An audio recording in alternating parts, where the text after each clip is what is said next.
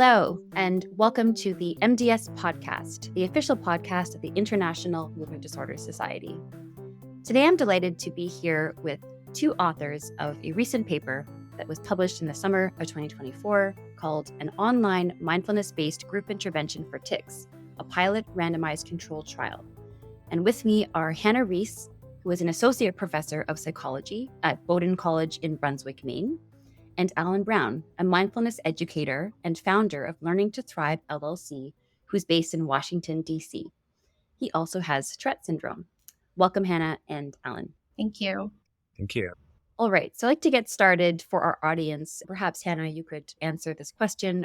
Can you please describe the current landscape of how tics are treated in adults, also in children, if you could speak to that, before this study was done? So I think people commonly think about medications as the first line treatment for tic disorders. But we've actually seen a shift in the last 10 or 15 years as a result of some great research examining psychosocial approaches for managing Tourette syndrome, tic disorders, and especially comprehensive behavioral intervention for tics, or CBIT. And so a few years ago, the American Academy of Neurology actually put forth some treatment recommendations suggesting that CBIT should actually be the first line intervention for tic disorders relative to other psychosocial interventions and relative to medication. So we're seeing a real shift toward more psychosocial approaches. And I know very often patients don't have good responses to medications even. So do you know anything about how effective the existing therapies are already? Yeah, so CBIT is the first line approach, but it is by no means a cure. So we see that in the two sort of largest, most rigorous multi-center trials for CBIT, there was one done in kids and one done in adults. It's slightly more effective for kids than adults. We saw close to 40% response rate.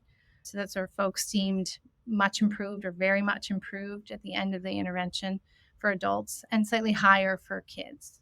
And so why did you select mindfulness as an intervention for this population?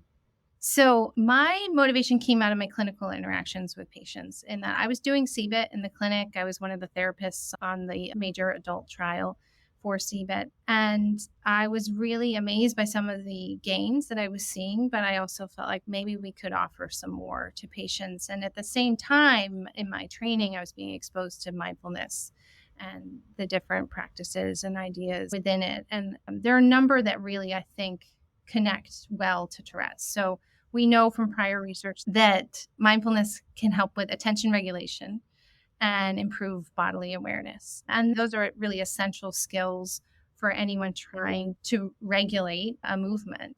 And then we also know that a lot of mindfulness-based teachings help people develop the capacity to be with uncomfortable or difficult sensations, thoughts, emotions. Some of the earliest mindfulness work done by John Kabat-Zinn was in pain, which can be a sort of somewhat similar experience to the premonitory urge that people with tics experience. And so we thought those strategies for really building that capacity to be with that discomfort, to sit with it, would be particularly helpful. And then we also know that mindfulness can reduce stress and improve emotion regulation.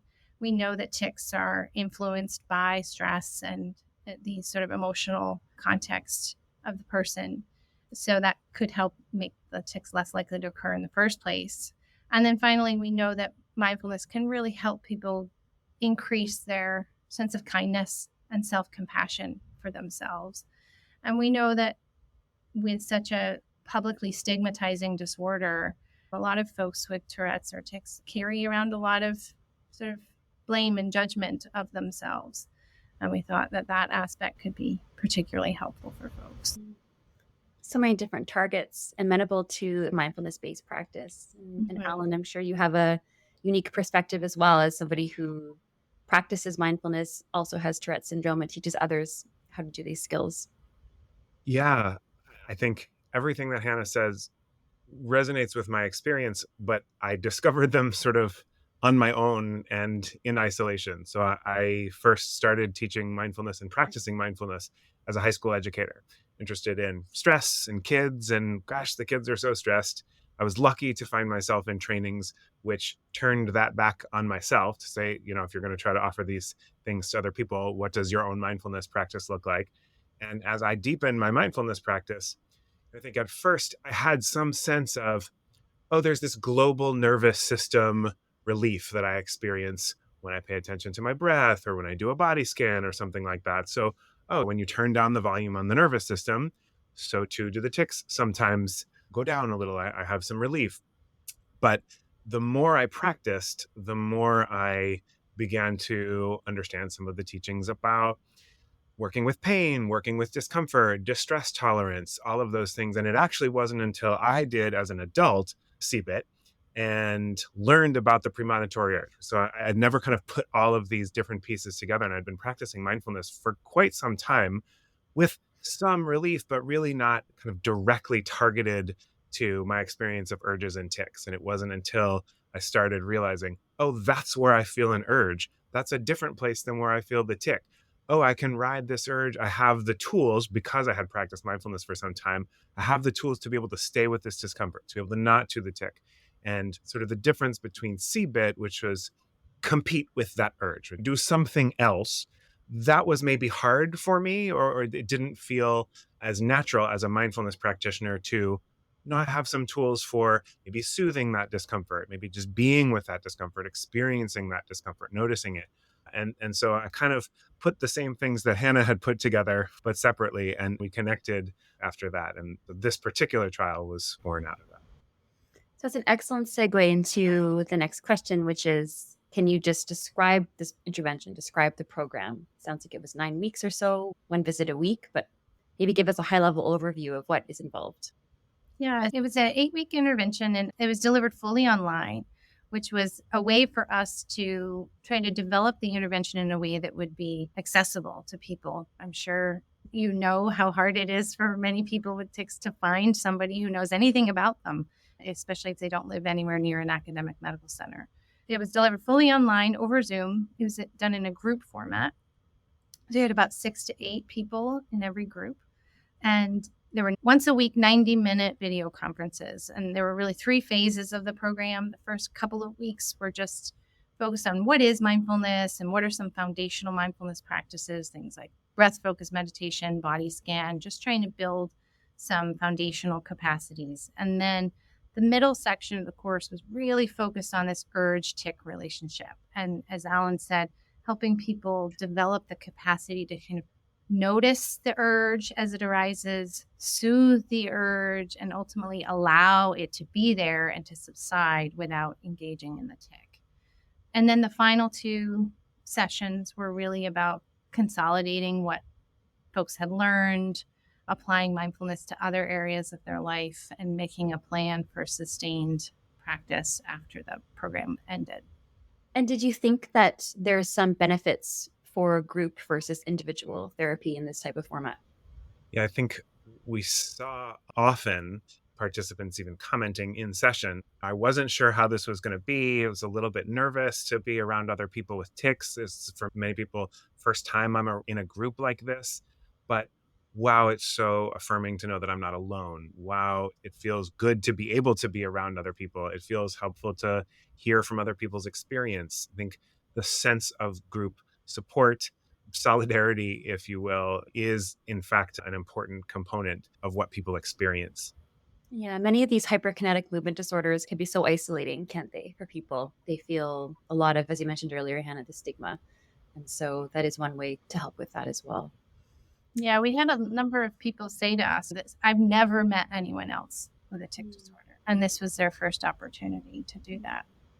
I think that the Zoom format also is a little bit of a lower or safer entry point, that I'm not stuck in a room where if it doesn't go well, or if I feel much more exposed in person versus I can turn my camera off, I can turn my microphone off if I'm self-conscious about what I'm doing, or I can pin the instructor and not look at other people and see what they're doing. So there's, I think, just a different level that being on Zoom allows people to dip their toes in the water of being around other people who are ticking.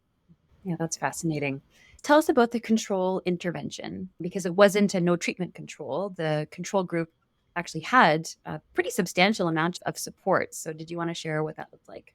Yeah, so we wanted it to be a really robust control condition. And so it was called psychoeducation, relaxation, and supportive therapy. It was identical in duration and format, but the focus of the intervention was on psychoeducation. So, really spending a few weeks focusing on phenomenology of tic disorders, prevalence, course, etiology, comorbid disorders, and consequences of tic disorders, and then transitioning into relaxation strategies. So, diaphragmatic breathing, progressive muscle relaxation, which actually are part of CBIT.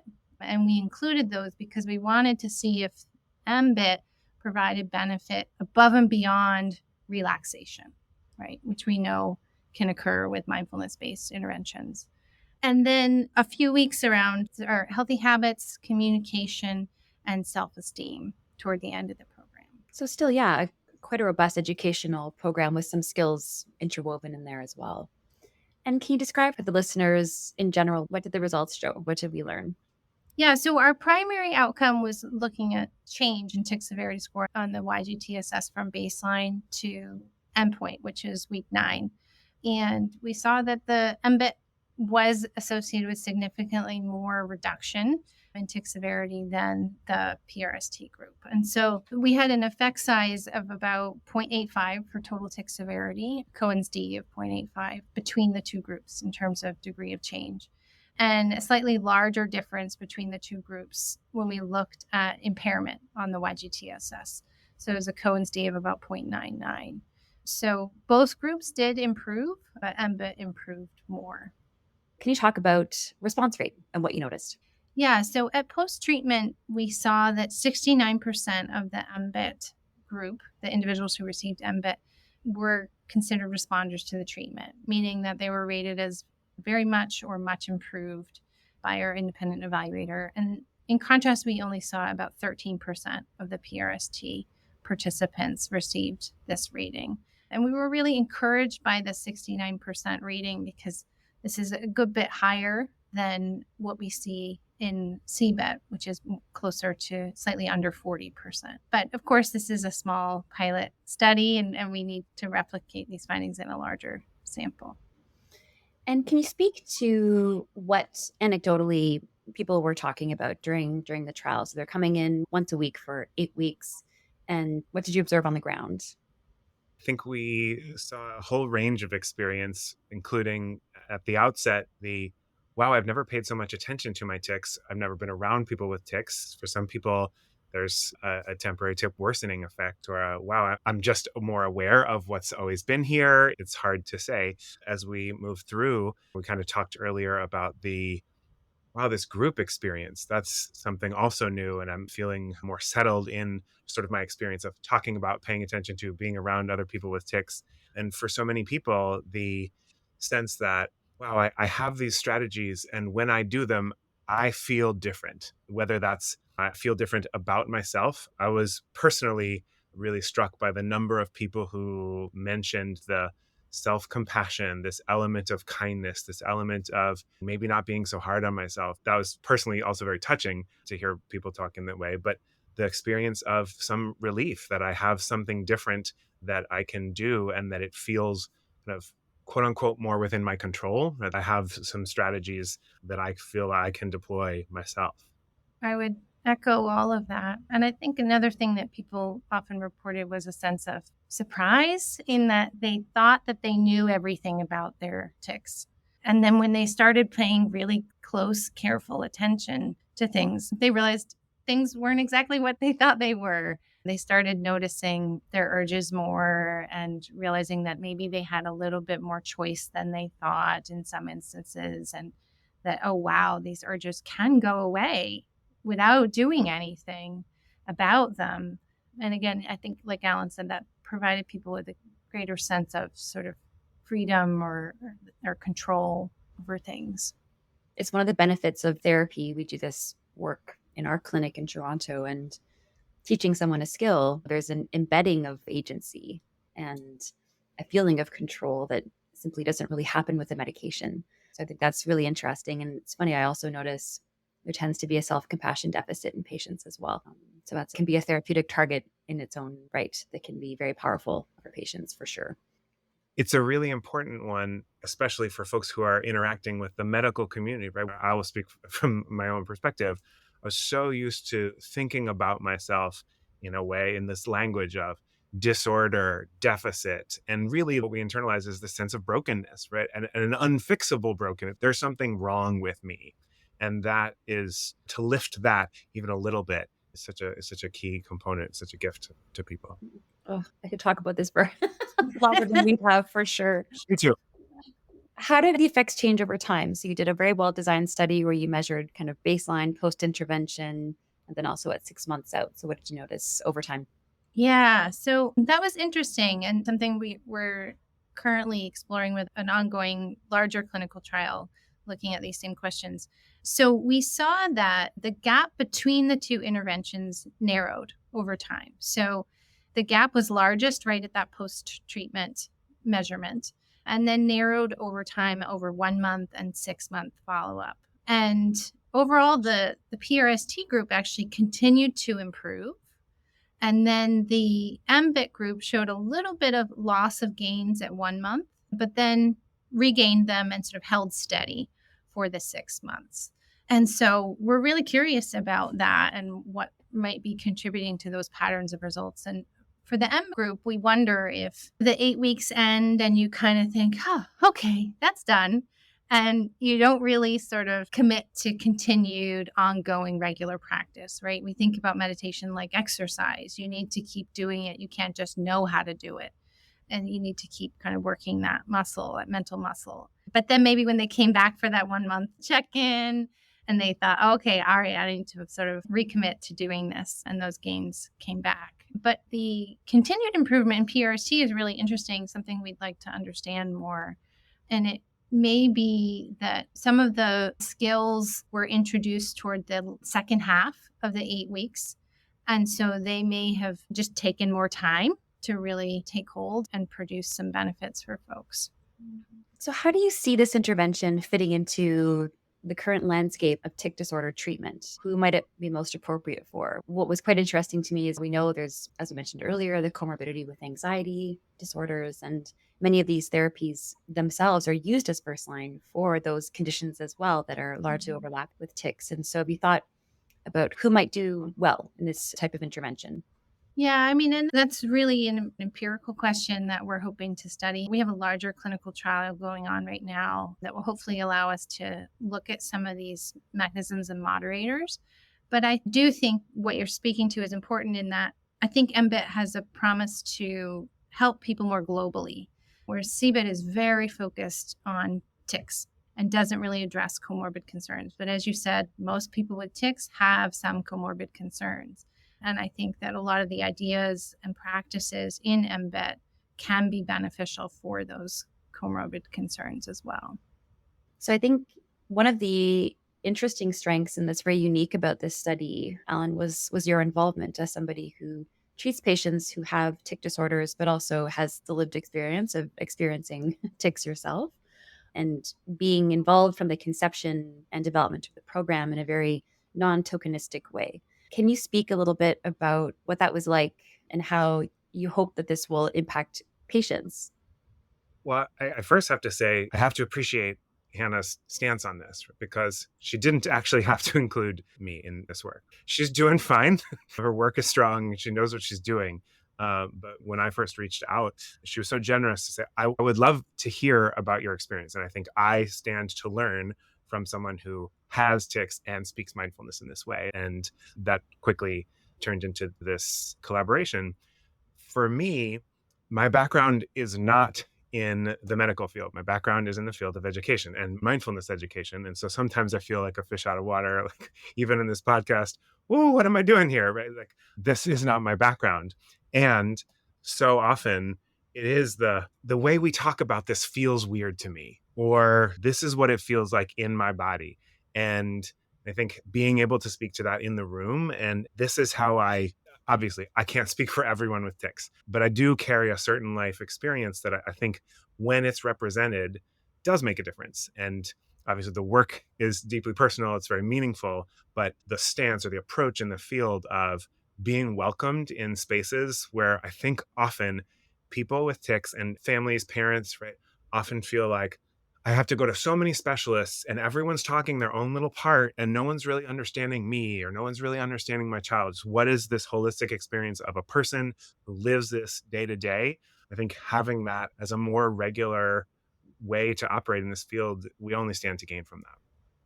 This is such an important study, an important pilot study that I really hope the results are replicated and extended and more robustly analyzed in a larger population. But what a beautiful example of co-design with patients who actually have these symptoms and can articulately like speak to what's happening in their body, and really focusing on skill building that is what sustains improvement over time, more so than medication probably does in many ways.